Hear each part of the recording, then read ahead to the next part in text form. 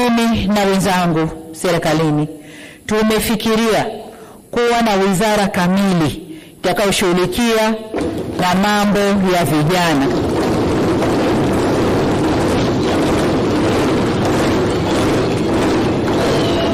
Tumeamua kuwa na wizara kamili badala ya kuwa na idara ndani ya wizara yenye mambo mengi.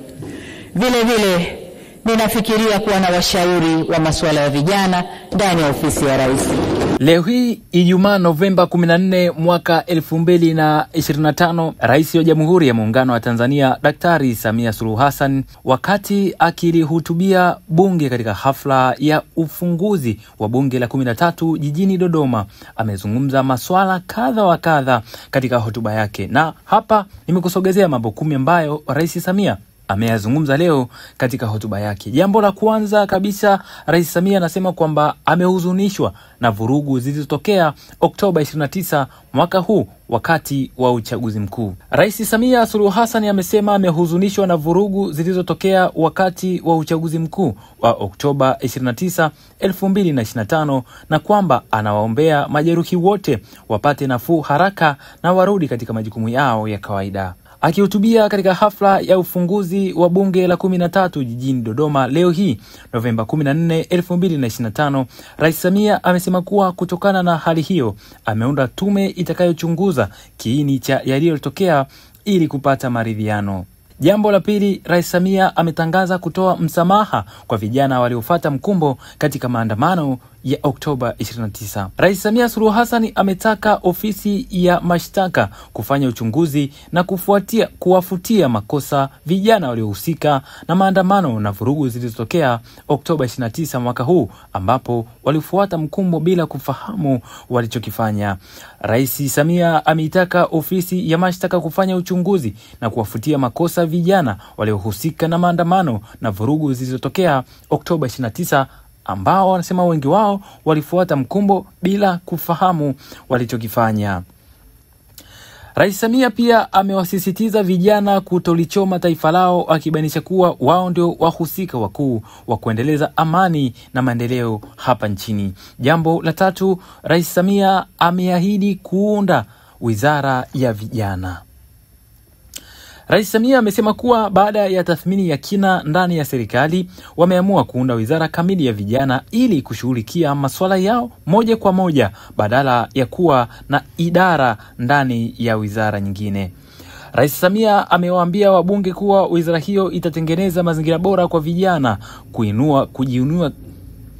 Rais Samia amewaambia wabunge kuwa wizara hiyo itatengeneza mazingira bora kwa vijana kujiinua kiuchumi na kwamba serikali imetenga zaidi ya shilingi bilioni 200 kwa ajili ya mikopo nafuu kwa vijana.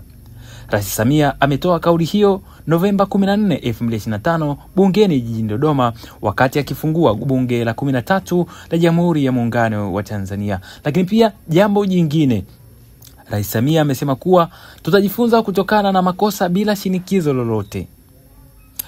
Rais Samia amesema taifa linaendelea kujifunza na kujirekebisha katika safari yake ya kidemokrasia bila kushinikizwa na mtu au chombo chochote kutoka nje. Rais Samia anasema kwamba Tanzania imepiga hatua kubwa katika misingi ya demokrasia, lakini bado ipo haja ya kukaa pamoja na kupitia maeneo ambayo yamekuwa na changamoto ili kuimarisha zaidi mfumo wa utawala unaozingatia maridhiano na maslahi kwa umma. Nikimnukuu, anasema Tanzania imekuwa na miongo mingi ya kidemokrasia. Neno demokrasia linaweza kutafsiriwa katika namna yoyote ile, lakini sisi ni wakomavu wa demokrasia.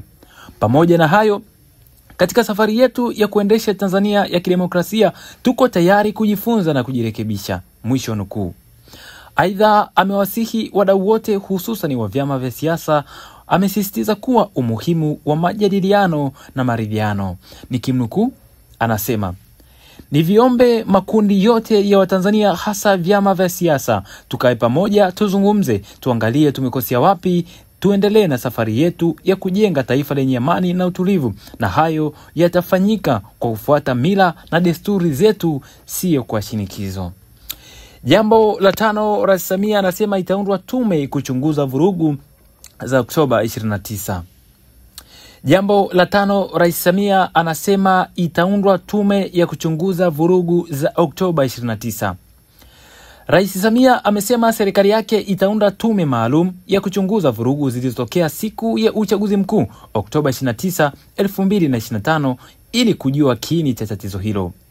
Vurugu hizo zilisababisha vifo vya watu, majeruhi na uharibifu wa miundombinu na mali za umma na binafsi.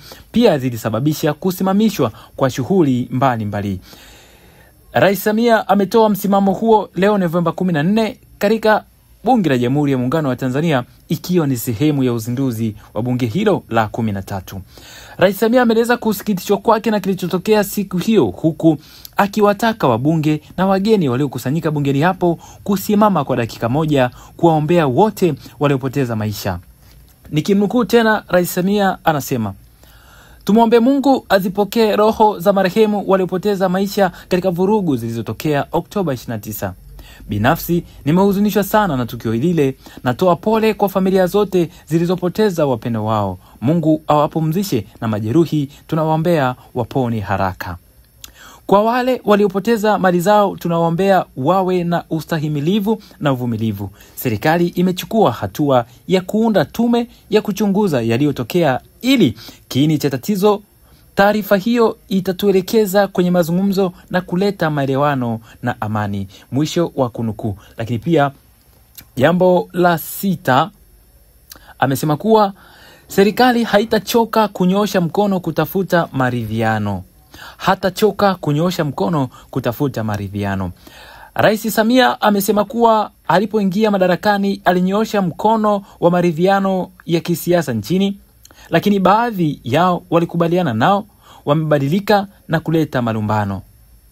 Akizungumza wakati wa ufunguzi wa bunge la 13 leo hii Novemba 14, 2025, Rais Samia amesema bado hatachoka kunyoosha mkono wa maridhiano, lakini kwanza lazima ifanyike tathmini ya uharibifu uliosababishwa na vurugu za uchaguzi mkuu, kisha kukaa pamoja na kukubaliana namna ya kusonga mbele. Jambo nyingine Rais Samia amesema ni hospitali kutozuia maiti.